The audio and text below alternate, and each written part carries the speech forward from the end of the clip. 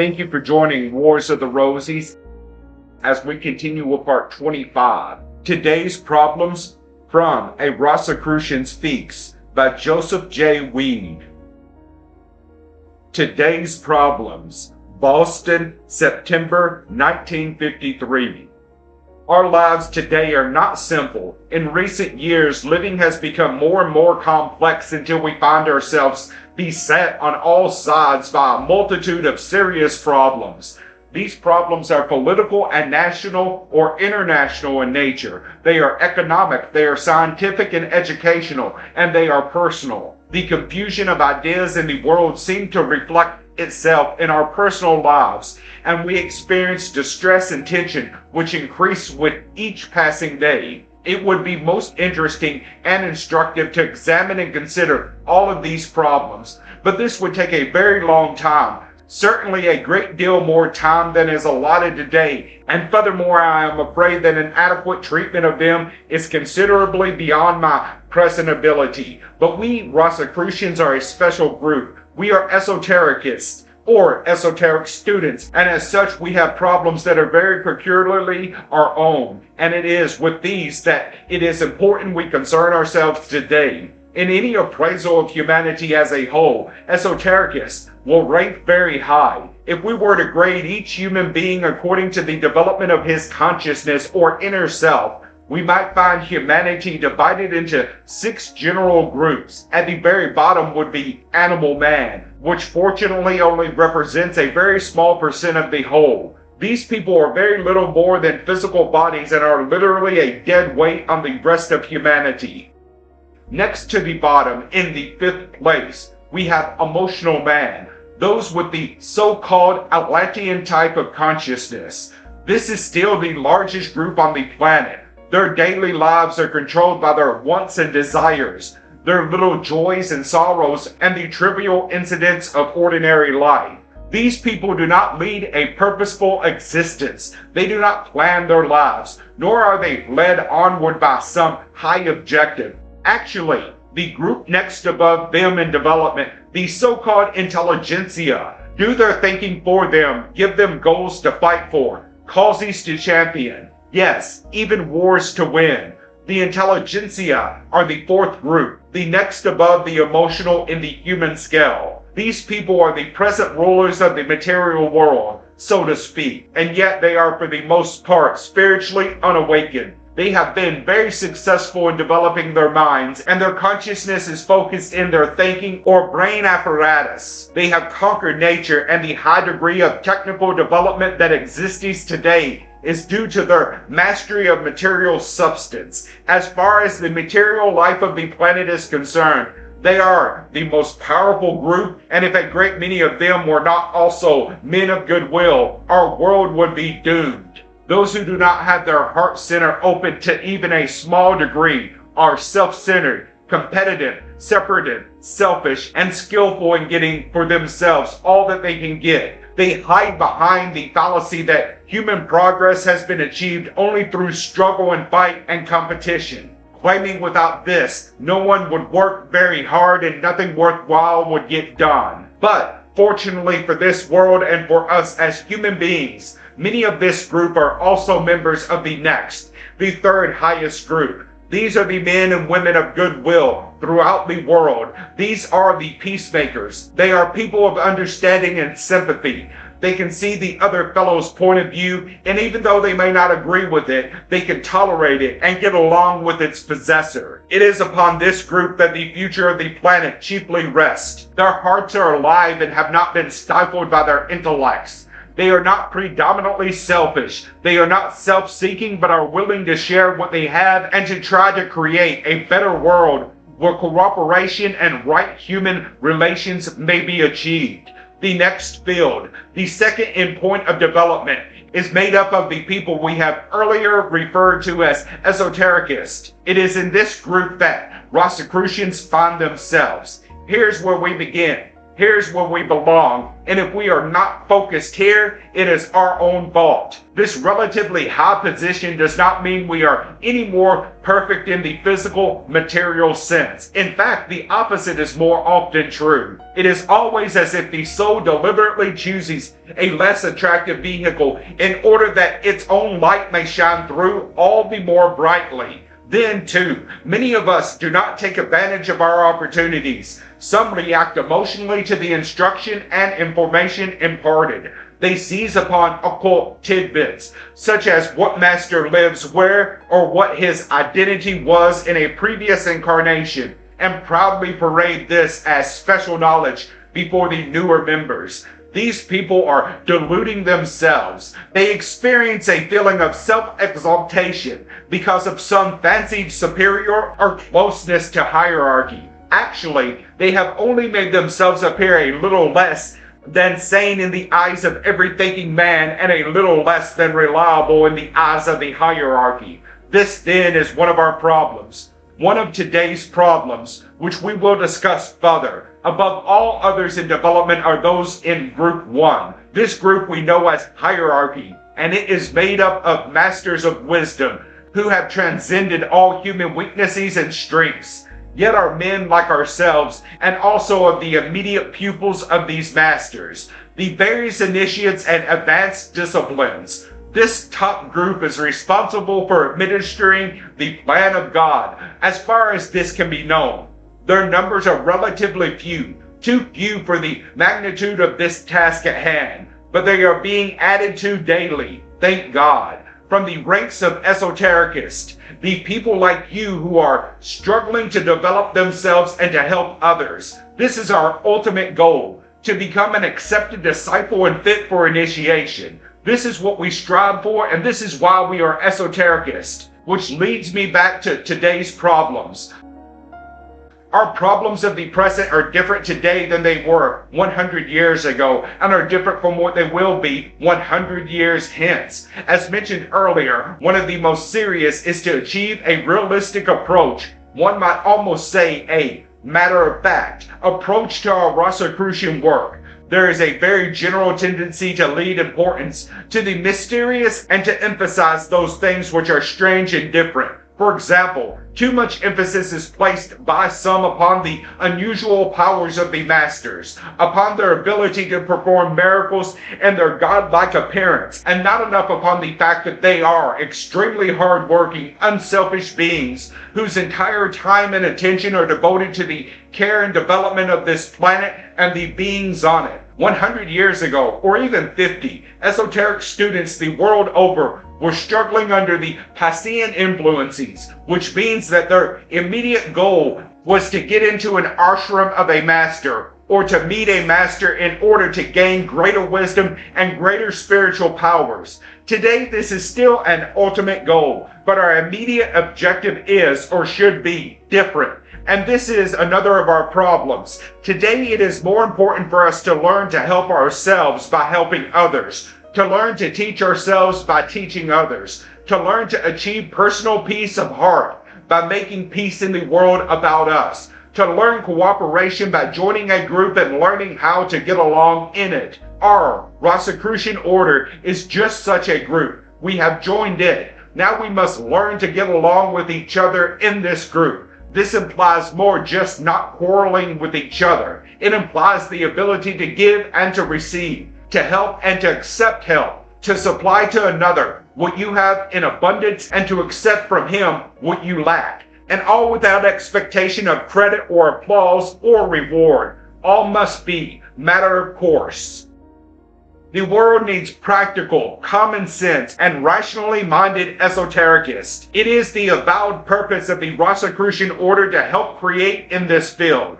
The lessons and exercises, the chapters and lodges are designed to accomplish this end. Now, leadership must emerge in order to bring a better spiritual understanding to the rest of humanity, to help alleviate human suffering and misery with its continuing cruelties, bitterness and starvation, and to bring to birth in the consciousness of the people a strong desire for better things for all men. It is the responsibility of the esotericists of the world to supply this leadership. It is your responsibility as Rosicrucians to think and work to this end.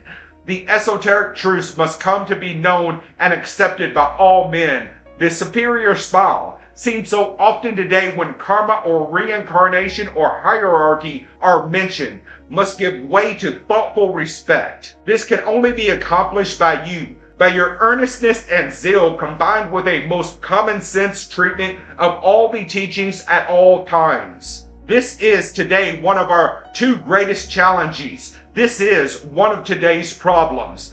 The other great problem is that of money. This is a most difficult problem to discuss, to analyze, and to solve. The whole question of money is enshrouded in the most powerful glamours and surrounded by the most deep-seated prejudices.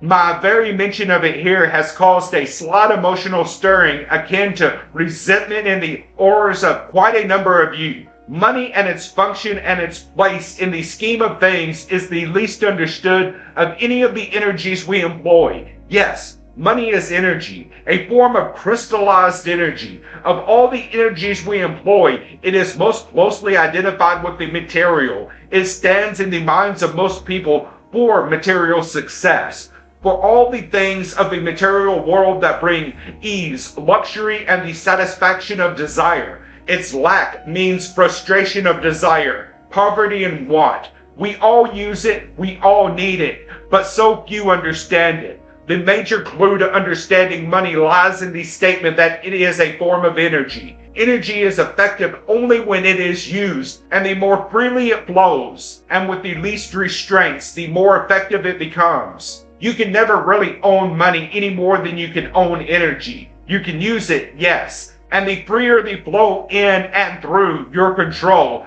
the more rapid will the flow become. This means the more and more money will flow through you if you will let it flow freely, without restriction or restraint, and even expedite its moment a little by spreading it around, by giving it away. As you can well realize, this statement is oversimplifying the problem a little bit, but in principle, it is completely true, even though in practice it sometimes presents a more complicated picture. This doesn't mean it's wrong to put money into a bank, or to save for a rainy day, or to invest in bonds or securities. No, the question of money flow and impedance has to do with your mental attitude towards money. Is it easy and relaxed, or is it tense and restrained? Do you concern yourself greatly about money, or do you take it as it comes and adjust your life accordingly? Here are the major clues to proper handling of money. Some of the most powerful illusions and glamour in the world today are built up around money.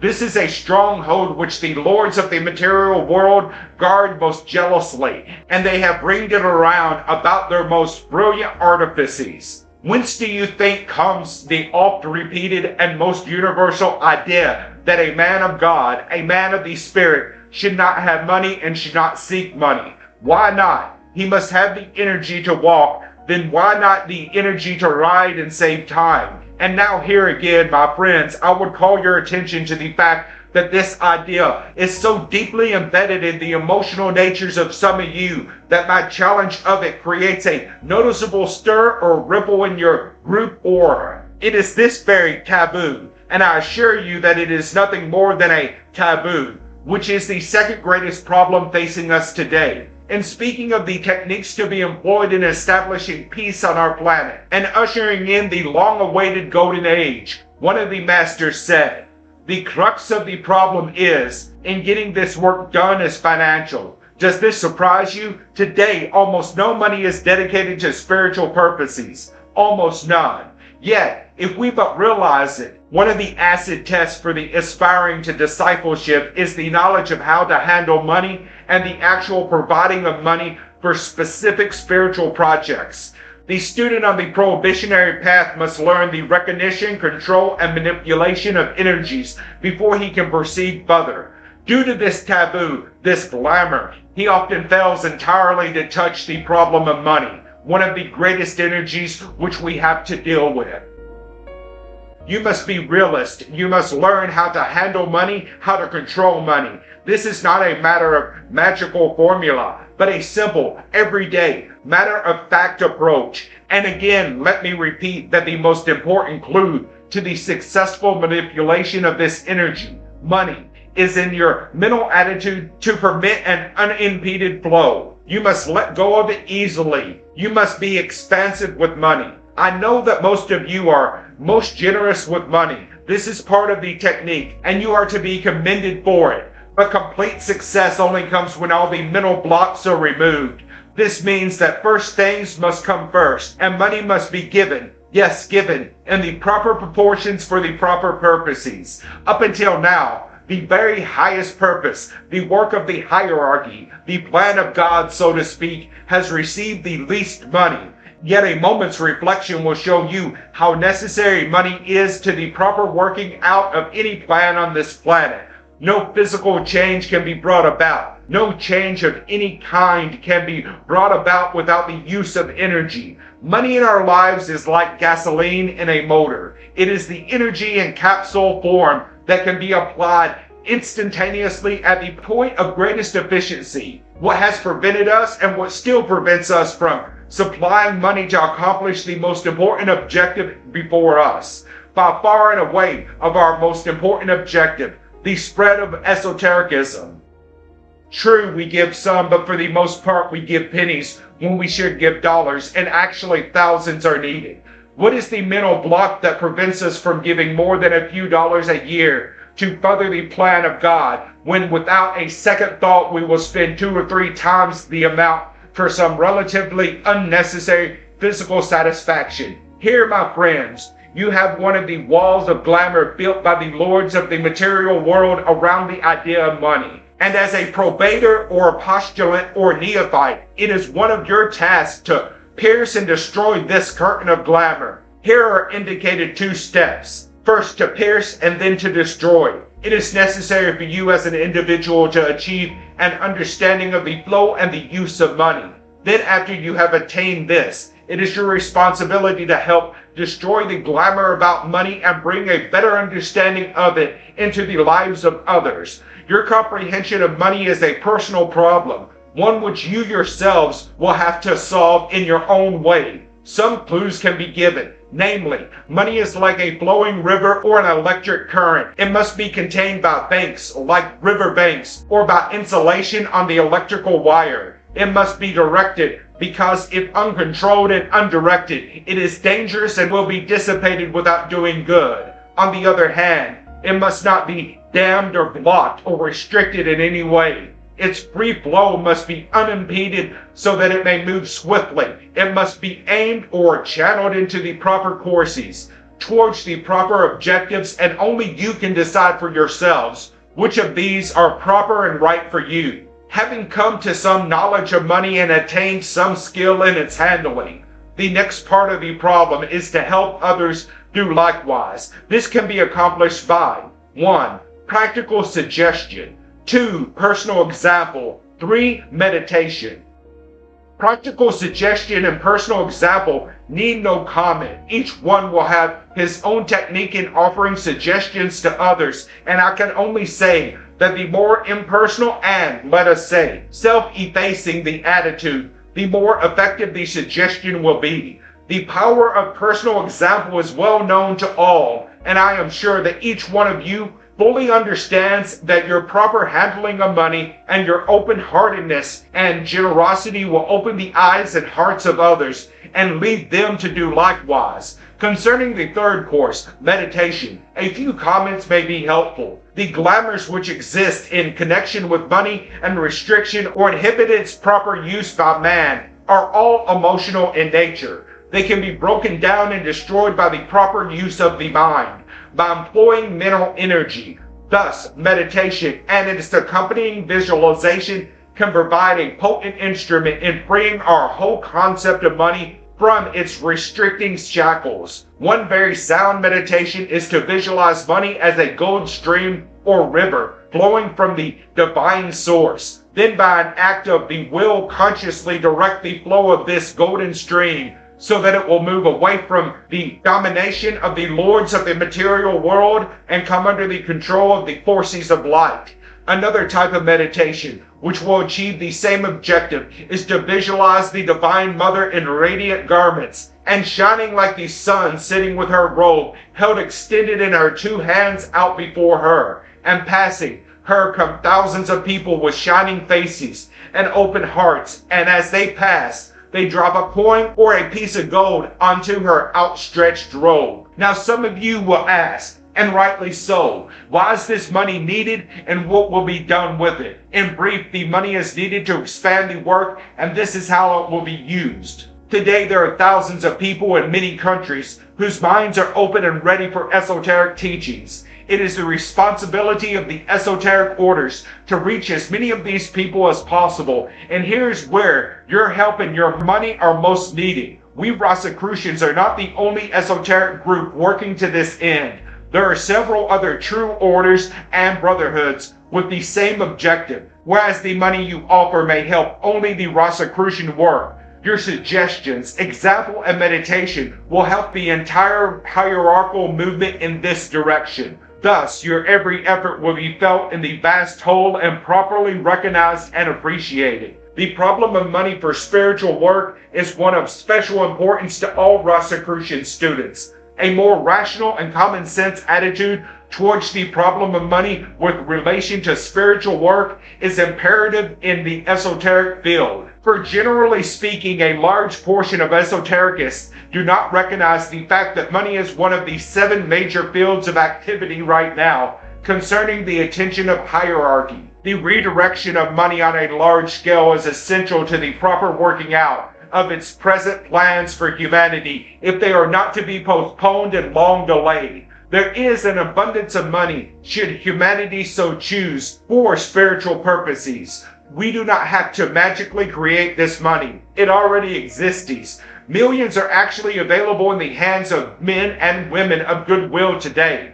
But it must be realized by you that money is the energy which can set in motion and make possible the expansion and growth of esotericism in all countries to all people, no matter what their color, caste, or church. Money does not yet lie in the proper hands, and the need for it is great. It must be redirected, rechanneled, and it is upon our shoulders as esotericists, as Rosicrucians, that a share of this burden rests. This is the cause I bring before you. These are our problems of today, for which I seek your aid, a common sense, practical approach to your esoteric work, and a genuine and wholehearted endeavor on your part to bring about a redirection of money to spiritual purposes. Thank you for watching, and please don't forget to share, like, subscribe, and comment. And if you can, please consider donating to Wars of the Rosies. Links to PayPal and Patreon are in the description. Thank you so very much.